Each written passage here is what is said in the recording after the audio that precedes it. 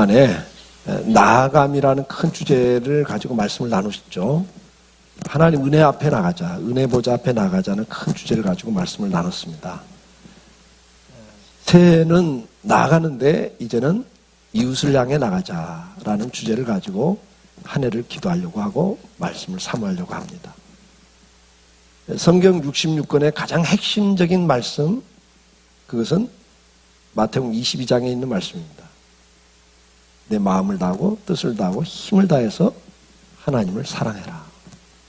그리고 내 이웃을 내 몸처럼 사랑해라. 성경 66권의 가장 키워드는 사랑하랍니다.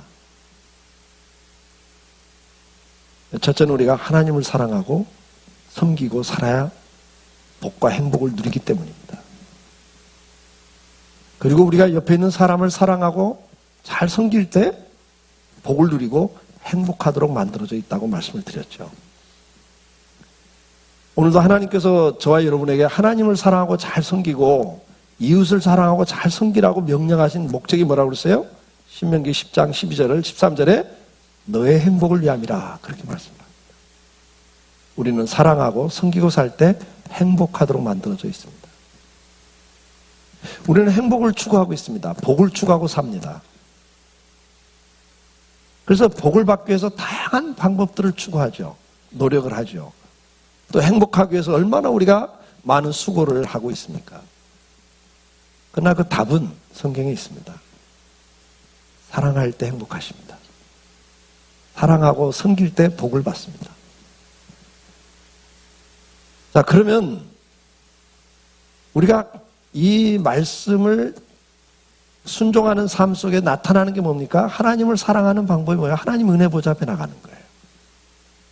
하나님 은혜 보좌 앞에 나가서 은혜를 받고 그 사랑을 경험하고 오늘도 살아계신 하나님을 체험하고 사는 사람들만이 나가서 옆에 있는 이웃을 사랑하고 섬기고 살 수가 있는 겁니다. 자, 우리는 금년 한 해 하나님 은혜 보좌 앞에 나가자고 말씀을 들었습니다. 히브리서 4장 16절 그러므로 우리는 긍휼하심을 받고 때를 따라 돕는 은혜를 얻기 위하여 은혜 보좌 앞에 담대히 나갈 것이니라. 히브리 10장 19절 20절 그러므로 형제들아 우리가 예수의 피를 힘입어 성소에 들어갈 담력을 얻었나니 그 길은 우리를 위하여 휘장 가운데 열어오신 새로운 살 길이요 휘장은 그의 육체니라. 오늘도 우리는 은혜의 보좌 앞에 나갈 수 있는 길을 열어놓으셨기 때문에 우리는 은혜의 보좌 앞에 나가야 되는 겁니다. 우리가 은혜의 보좌 앞에 나갈 때 어떤 결과가 없습니까? 우리가 영생을 얻는 것뿐만 아니라 히브리서 10장 14절에 보니까 그가 거룩하게 된 자들을 한 번의 제사로 영원히 온전하게 하셨느니라. 그리고 고린도서 5장 17절 그런즉 누구든지 그리스도 안에 있으면 새로운 피조물이라 이전 것은 지나갔으니 보라 새 것이 되었도다. 우리가 은혜 보좌 앞에 나갈 때 주는 은혜가 뭡니까? 축복이 뭡니까? 우리가 거룩해지는 거예요. 새로워지는 거예요. 생각이 바뀝니다. 가치관이 바뀝니다. 태도가 바뀝니다. 삶의 자세가 바뀝니다. 그것이 축복입니다. 이 땅에서 우리가 경제적인 부를 누리는 것도 축복이지만 진짜 복이 뭔지 아세요? 우리가 거룩해지는 거예요. 주님 앞에 서는 날 흠과 티가 없이 설 수 있는 거죠. 부끄럽게 서지 않고 칭찬과 존귀와 영광스럽게 서는 것이 가장 성공적인 삶을 사는 거예요. 여러분 이 땅에서 아무리 성공했어도 주님 앞에 서는 날 부끄럽게 서면 그 수억의 천군 천사들 앞에서 수천억의 성도들 앞에서 부끄럽게 서면 어떻게 되겠어요? 너 뭐 하다 왔냐? 그냥 잘 먹고 잘 살다 왔습니다. 내가 너한테 원했던 건 나 닮는 거였는데 넌 조금 더 거룩해지지 않았구나. 그게 얼마나 부끄럽겠어요. 사랑하는 성도 여러분, 오늘 이 시간 우리가 다시 한번 기도하고 싶습니다. 예수께서 십자가에 죽으시면서 저와 여러분을 구원하셨고 영생을 주셨고, 그리고 우리에게 뭘 줬어요? 새로운 피조물을 만드신 겁니다. 성도라는 이름을 주신 겁니다. 거룩한 백성. 우리가 금년 한 해를 살아오면서 금년 초보다 지금 이 순간에 내 말이 좀 바뀌고 생각이 좀 바뀌고 감정을 처리하는 방법이 좀 바뀌고 사람들을 대하는 태도가 좀 바뀌었는지, 오늘 우리가 말씀을 들으면서 낮 예배 때 나왔던 말씀이지만 우리가 육에 속했을 때 그 세 가지 큰 특징, 음란하고 육체적으로 음란하고 영적으로 귀신 섬기는 영적인 음란, 그리고 또 한 가지가 뭐였어요? 인간관계에서 사랑하지 못하고 시기하고 미워하고 질투하고 싸우고 분열하고, 그래서 상처를 주고받고, 그게 아주 대표적인 특징들인데 거기에서 우리가 변화됐는가? 육체적으로도 음란에서 좀 더 거룩해지고 영적으로도 정말 우상을 숭배하는 자리, 탐심의 육체 정욕에 빠져 살던 자리에서 주님을 좀 더 사랑하는 자리로 가고 있는지, 우리가 인간관계에서도 정말 이렇게 시기심을 가지고 질투하고 미워하고 어느 때는 원망하고 불평하고 서로 상처 주고받는 자리에서 좀 더 사랑할 수 있는 사람으로 바뀌었는지, 그것이 주님의 은혜 보좌 앞에 나간 성도의 특징이잖아요. 오늘 이 시간에 우리 잠깐 기도합시다. 은혜 보좌 앞에 나간 결과 영생을 얻은 걸로 끝나는 게 아니라 우리 삶에 변화가 있는 거예요. 거룩해지는 거예요. 오늘 이 거룩함이 나에게 주어지고 있는지, 연초보다 연말에 나는 좀 더 성화되어 있는지 한번 확인하시고, 주님, 내가 금년에 이렇게 살아왔습니다. 거듭난 자로, 성도로 살아왔는데 이 부분이 약했습니다 하는 거 있으면 기도하시고, 그리고 주님, 내년에는 내가 더 은혜 보좌 앞에 나가길 원해요. 그래서 내가 삶이 좀 더 거룩해지길 원해요. 이 시간 잠깐 우리 기도하면 좋겠습니다. 기도할까요? 사랑하는 주님, 한 해를 마무리 지면서 지나온 한 해를 돌아봅니다. 은혜 보좌 앞에 나간 성도로서 우리가 거룩해진 하나님의 백성이 되었는데, 성도가 되었는데, 하나님, 영적으로나 육적으로나 인간관계 속에서 내가 성화되지 못하고 거룩해지지 못하고 아직도 육에 속한 사람으로 살아가고 있는 모습이 참 많습니다. 주님, 용서하시옵소서. 은혜의 보좌 앞에 나가 은혜를 받고 하나님의 그 은혜 속에서 변화되기를 원합니다. 거룩해져 가기를 원합니다.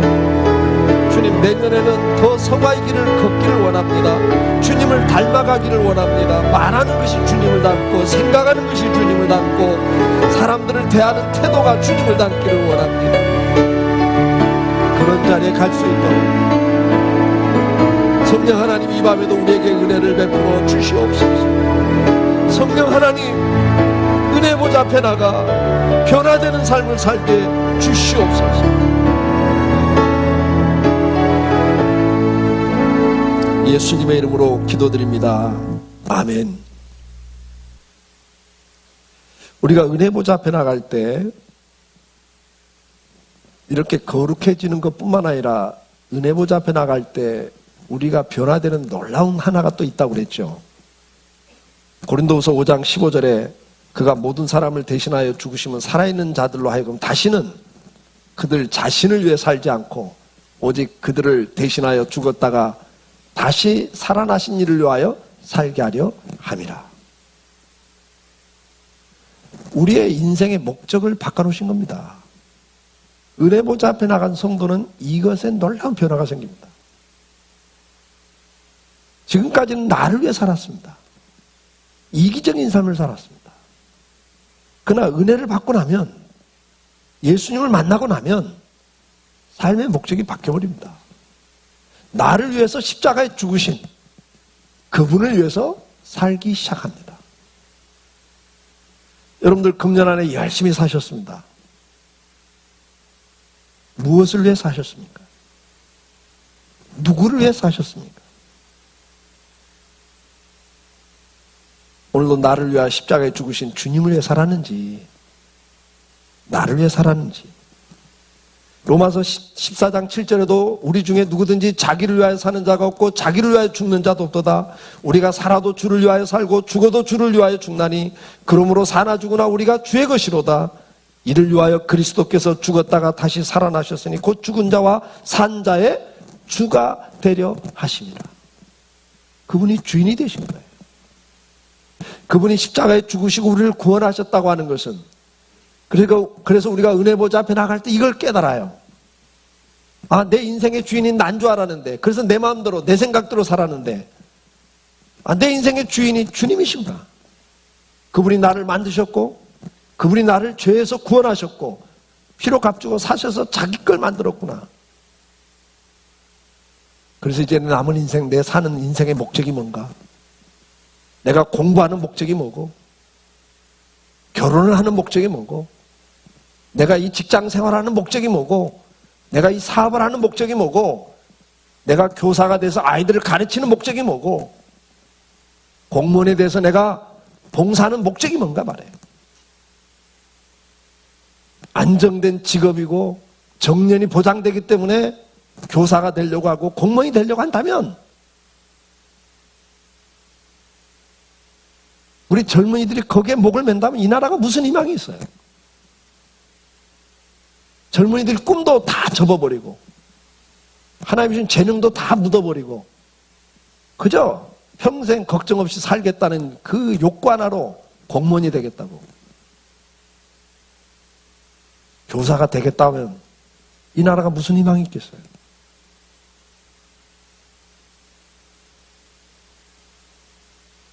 하나님이 가르치는 은사를 줬기 때문에 교사가 돼야 되고, 누군가를 봉사하는 것이 즐거움이 되는 그런 은혜를 줬기 때문에, 은사를 줬기 때문에 공무원이 되겠다고 해야죠.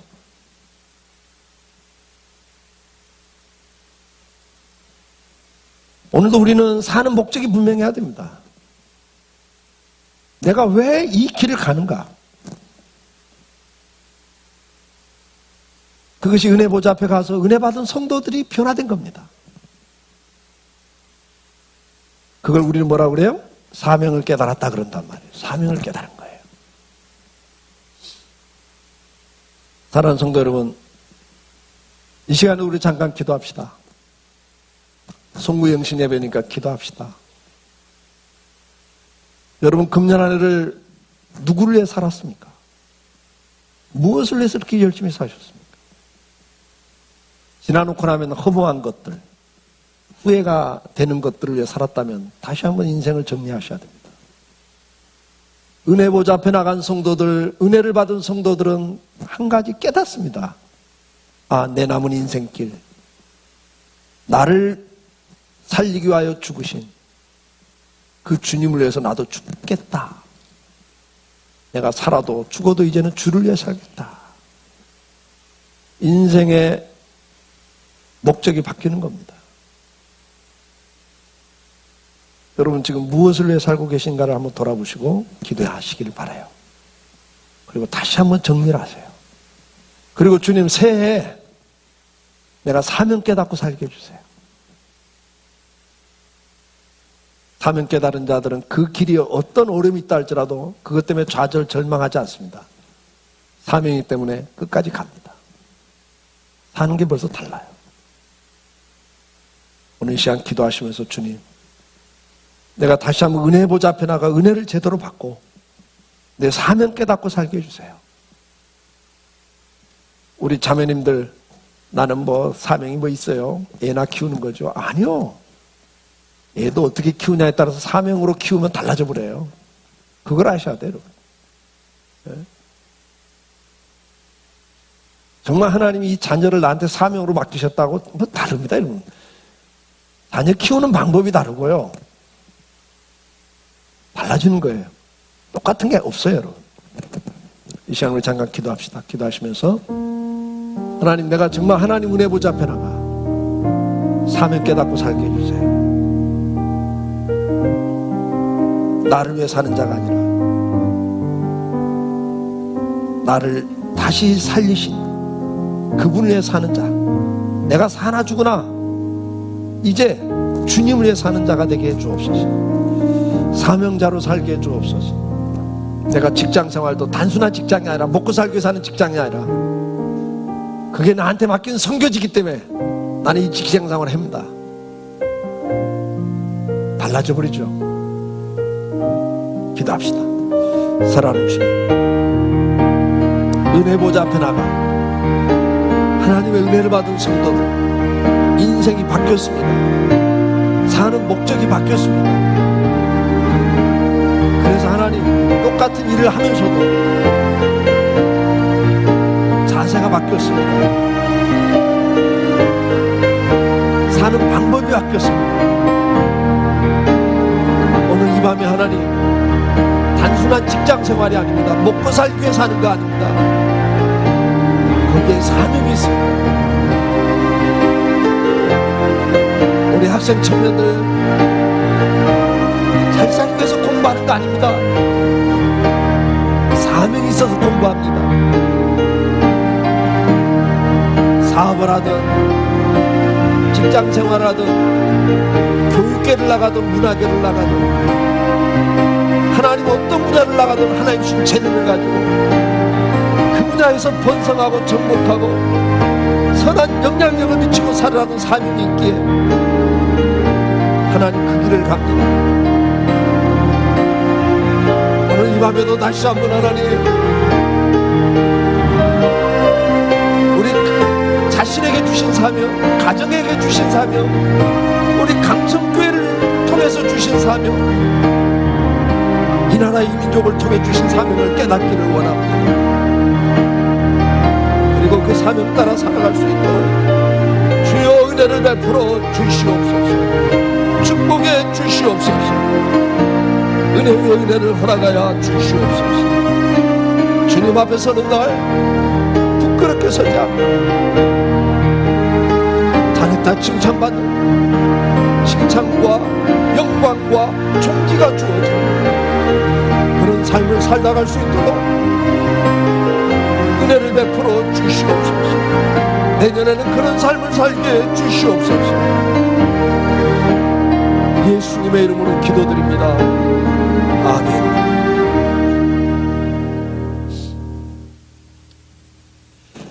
우리가 하나님의 은혜 보좌 앞에 나가야 됩니다.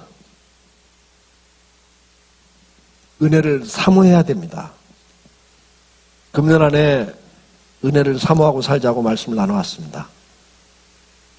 여러분들 내년에도 계속 은혜 보좌 앞에 나갈 수 있기를 축복합니다. 그 은혜 보좌 앞에 나가면 뭐가 있어요? 이런 삶의 변화가 있는 것뿐만 아니라 그 안에 뭐가 있다고 그랬어요? 즐거움이 있다고 그랬잖아요. 평강이 있다고 그랬죠. 여러분 은혜 가운데 있을 때 성도는요, 세상이 두려운 게 없습니다. 여러분 기도하다가 응답을, 은혜를 받고 어느 때는 말씀을 붙잡고 묵상하다가 은혜를 받을 때는 세상 두려운 게 있습니까? 그 순간에는요 두려운 게 없습니다. 근데 은혜 떨어지면 두려움이 또 와요. 근심 걱정이 또 와요. 그렇지 않아요? 참 우리는 그런 경험을 많이 하고 살잖아요. 은혜 받을 때 그 담대함, 그 평안, 그 기쁨. 내년에는 더 풍성해질 수 있길 축복합니다. 은혜를 사모합시다. 자, 이제 우리 새해를 맞이하면서 새해는 이제 우리가 은혜 보좌 앞에 나갈 뿐만 아니라 누구에게 나가자? 이웃에게 나가자.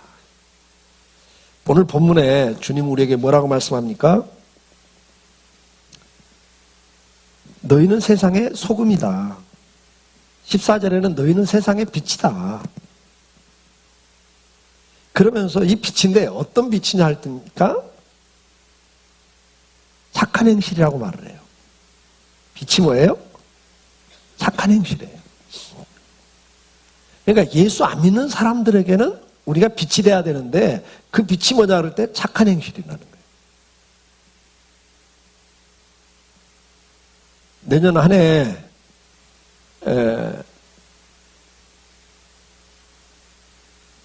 선한 이웃이 되자. 착한 이웃이 되자. 여러분 말씀 카드에 그렇게 되어 있습니다. 우리가 이웃을 향해 나갈 때 가장 중요한 게 뭐겠습니까? 오늘 낮 예배 때 말씀드렸죠. 우리가 세상에 나가서 가장 중요한 것은 뭐예요? 화목케 하는 자가 되는 겁니다. 피스메이커가 되는 겁니다. 그것이 이제 우리가 내년에 이웃을 사랑하고로 나갈 때 가장 먼저 생각할 건 뭐예요? 오늘 낮 예배 때 말씀드린 것처럼 뭐가 되자? 피스메이커가 되자. 화평을 만드는 사람, 화목케 하는 사람이 되자. 지금 이 시대에 가정과 교회, 사회 할 것 없이 다 갈등이 많아요. 교회까지도 고린도 교회처럼 갈라디아 교회처럼 갈등이 있어요. 그러면 이게 마지막 보루인 교회조차도 갈등이 있고 시기하고 질투하고 미워하고 이러면 이건 세상에 희망이 없는 거예요. 그렇죠? 희망이 없는 거예요.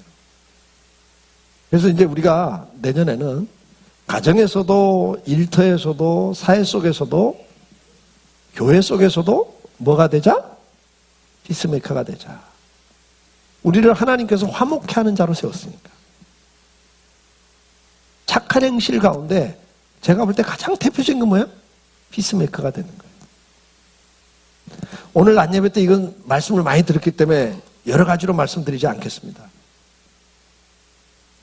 고린도서 5장 18절 19절 기억하십시다. 우리에게 화목케 하는 직분을 주신 겁니다. 하나님과 화목하게 한 다음에 우리에게 주신 직분이 뭐예요? 화목케 하는 직분을 주셨어요. 우리가 세상에 나가서 해야 될 일이 뭐냐? 화목케 하는 거예요. 평화롭게 만드는 거예요. 갈등 있는 곳에 평화를 만들어야 됩니다. 시기하고 미워하고 질투하는 곳에 사랑하고 용서할 줄 아는 걸 보여줘야 되는 거예요. 말로 하는 게 아니라 우리가 보여줘야 돼요. 먼저 용서하고 용납하는 걸 보여줘야 돼요. 용납은 뭔지 아시죠? 그대로 받아들여 주는 거예요. 예. 고치려고 하지 마세요. 예. 고치려고 하면 싸워요. 불지간에도. 그렇죠? 그냥 받아주셔야 돼요. 예수님이 우리를 그냥 품고 가시는 것처럼. 마태복음 5장 9절에 화평케 하는 자가 복이 있나니 그들이 하나님의 아들이라 일컬음을 받을 것이며 그랬습니다. 히브리서 12장 14절 모든 사람과 더불어 화평함과 거룩함을 따라라 이것 없이는 아무도 주를 보지 못하리라 그랬습니다. 오늘 낮 때 충분히 말씀드렸어요. 그래서 우리가 이 시간에 새해를 맞이하면서 기도합시다. 하나님, 낮에도 결심했지만 하나님, 내년에 내가 이웃을 향해 사랑을 들고 나가는데 그 첫째가 피스메이커가 되는 거라고 그랬으니까 주님, 내가 가정에서도 어떻게든 간에 트러블 메이커가 아니라 피스메이커가 되겠습니다.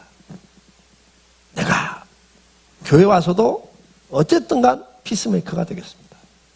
내가 직장에 가서 이 사회 속에 나가서 어쨌든 간에 트러블 메이커가 아니라 분란을 일으키고 남에게 상처를 주고 갈등을 일으키는 사람이 아니라 화목케 하고 평화를 주는 사람이 되겠습니다. 이 기도를 하면 참 좋겠어요. 이제 새해를 시작하면서 하나님, 내가 새해에 꼭 화목케 하는 직분을 받았으니 화목케 하는 자가 되겠습니다. 나 때문에 내 이웃이 조금이라도 행복해지길 원합니다. 이 시간 우리 잠깐 기도하겠습니다. 사랑하는 주님, 이제 새해를 맞이하면서 저희들이 말씀을 붙잡고 나갑니다. 이웃을 사랑하라. 너희는 이웃의 빛이 되라.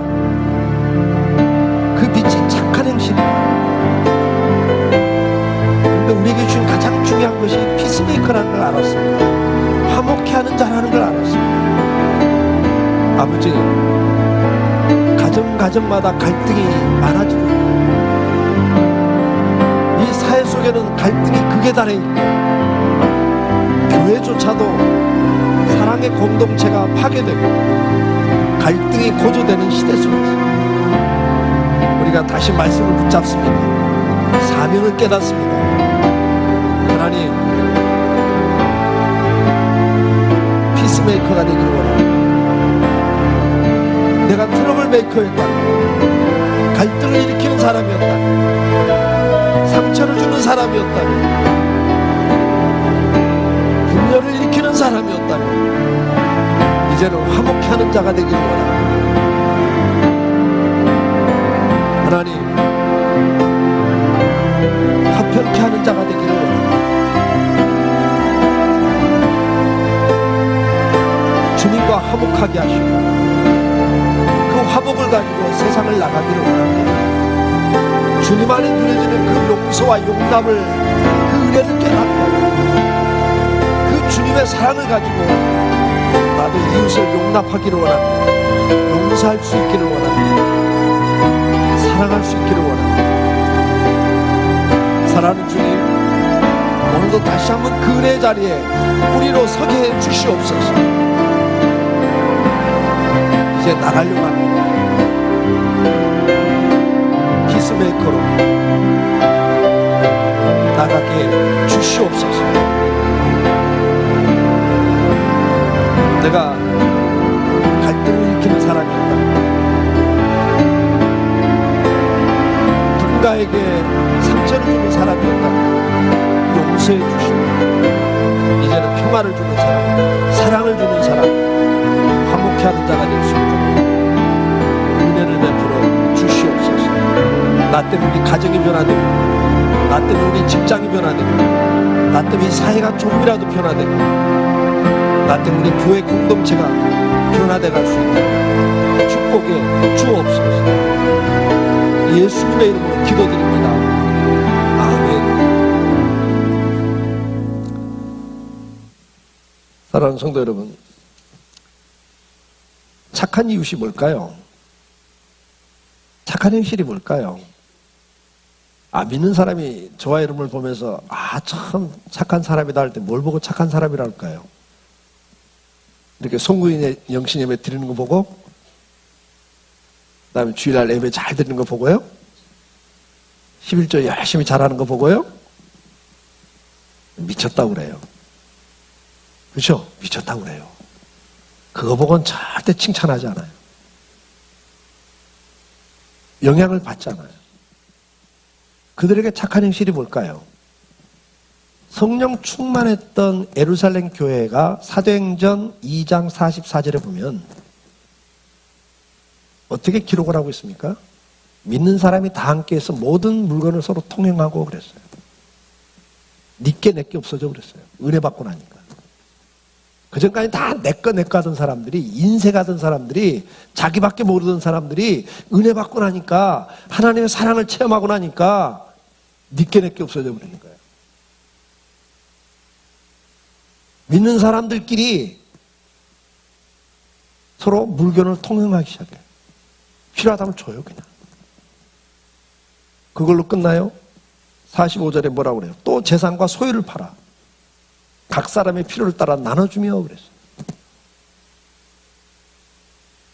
근데 이거 가지고는 세상 사람들이 놀래긴 놀래지만, 안 믿는 사람들이 놀래죠.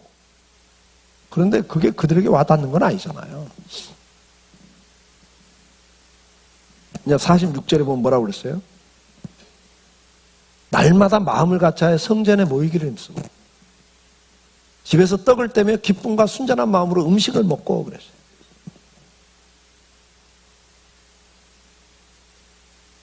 여러분, 사람들이 왜 칭찬을 하기 시작합니까? 그 다음 구절 보니까 뭐예요? 하나님을 찬미하며 또 온 백성에게 칭송을 받으니 주께서 구원받는 사람을 날마다 더하게 하시니라. 예수 모르던 이웃들이 예수 믿는 사람을 칭찬하기 시작합니다. 그리고 그들도 나도 예수 믿고 싶다고 하면 따라 나오기 시작하더란 말이에요. 이게 빛이고 소금이죠. 영향력을 준 거예요. 그럼 뭘 가지고요? 집을 팔아가지고 필요한 사람에게 나눠주는 걸 보면서 그 다음에 음식을 나눠 먹었단 말이에요. 기쁜 마음으로 음식을 나눠 먹었어요. 근데 여러분, 음식을 나눠 먹은 게 더 큰 거라고 저는 봐요. 집을 팔아 나눠주는 건 그 시대에도 2000년 전에 로마 식민지하에서 자기 집을 갖고 있다. 팔아서 구제할 자기 집이 있다. 이건 아주 특권입니다. 부자들입니다, 여러분. 부자가 구제하는 것 갖고는 큰 감동이 안 돼요. 감동은 되지만 큰 감동이 안 돼요. 근데 뭐가 감동이냐? 음식을 나눠 먹는 게 더 큰 감동이라고 저는 봐요. 왜요? 2000년 전에 로마 식민지하의 그 유대인들은 하루 한 끼 먹는 것도 힘든 시대란 말이에요. 2000년 전에. 식민지하에. 우리나라도 60년 전만 해도 50년 전만 해도 하루 세 끼를 못 먹었어요, 여러분. 제가 어릴 때마다 하루 세 끼를 못 먹었단 말이에요.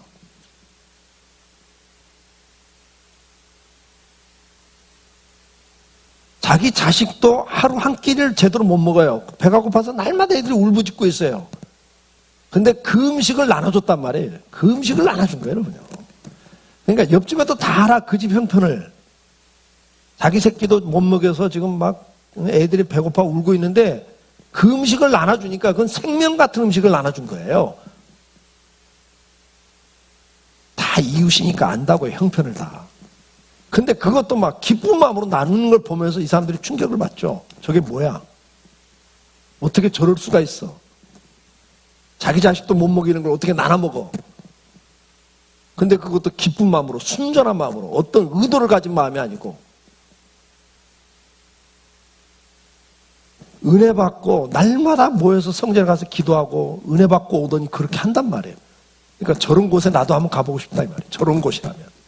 교회가 저런 곳이라면 나도 한번 가보고 싶다. 이 마음이 생긴 거 아니겠어요? 야, 예수 믿는 것들 아유 꼴도 보기 싫다. 그런 소리 들으면 그들이 누가 교회로 와요? 많은 무리가 돌아선 이유가 뭐예요? 칭송이 나왔기 때문에. 그게 뭡니까? 착한 이웃이 뭡니까? 사랑을 가지고 필요를 나눠준 거예요. 필요를 채워준 거예요. 필요를 채워줬어요. 그게 착한 행실이에요. 근데 우리가 필요를 채워주는 것이 착한 행실이다 하는 것 하나하고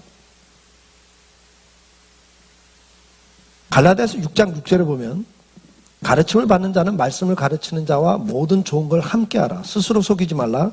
하나님을 업신여김을 받지 아니하시나니 사람이 무엇으로 심든지 그대로 거두리라. 자기 육체를 위하여 심는 자는 육체로부터 썩어질 걸 거두고 성령을 위하여 심는 자는 성령으로부터 영생을 거두리라. 여기 보면 좋은 것을 함께하라 그래요. 좋은 걸 함께하라. 그러니까 선행을 해야 되고 그 다음에 좋은 걸 함께 해야 돼요. 그게 착한 행실이에요. 그러면서 뭘 말씀합니까? 너희를 하나님 없인 여기지 마라. 좋은 걸 함께 하지 않으면서 사랑한다, 뭐한다 그런 말 하지 마라. 그런 의미기도 돼요. 그러면서 사람은 자기가 심는 대로 거두는 거다. 그러면서 뭘 이야기합니까? 좋은 걸 함께 하라는 거예요. 그러면서 누구에게? 너희가 선을 행하되 낙심하지 말지니 포기하지 아니하면 때가 이름에 거두리라. 여러분들 이게 참 하나님 축복이에요. 내가 말씀을 믿고 순종하면서 착한 일을 하면 하나님께서 거두게 하신다는 거예요.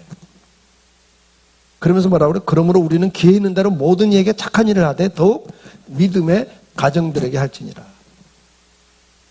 믿는 성도끼리는 더 하셔야 됩니다. 근데 이제 우리에게는 이웃이 있잖아요. 자, 말씀을 좀 정리하겠습니다. 착한 이웃이 되는 게 뭐라고요? 필요를 채워주는 것. 그 다음에 좋은 걸 함께 나누는 거예요. 내가 좋은 거 있을 때 함께 나누는 거예요. 상대편의 필요를 채워주는 것하고 그 그 다음에 내가 좋은 일이 있을 때 같이 기쁨을 나누는 거죠.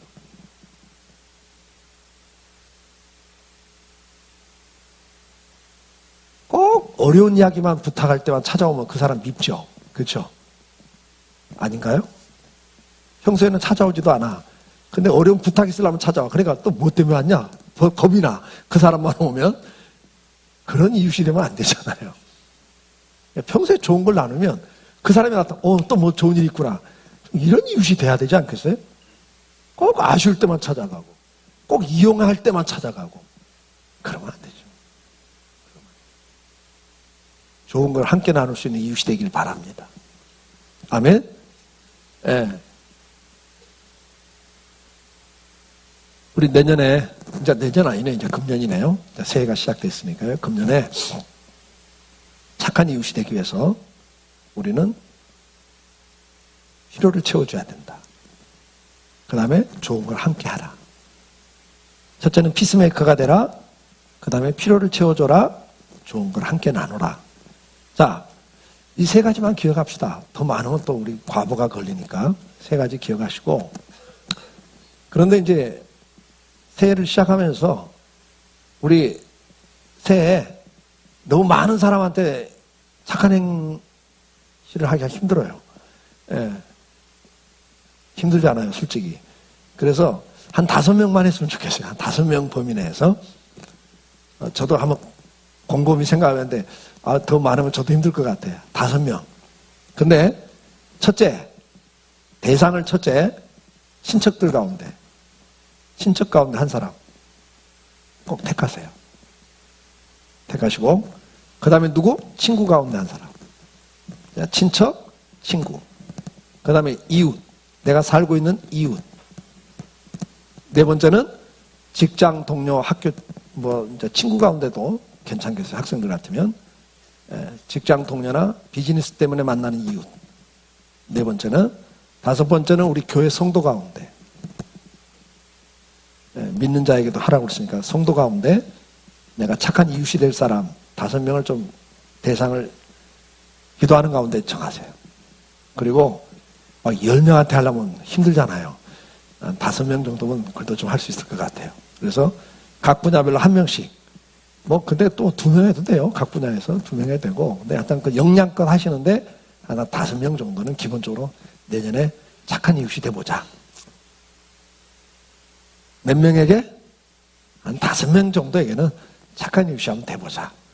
그렇게 시작했으면 좋겠어요. 하다가 더 열심히 생기시면 10명, 20명도 하세요. 역량이 되시면.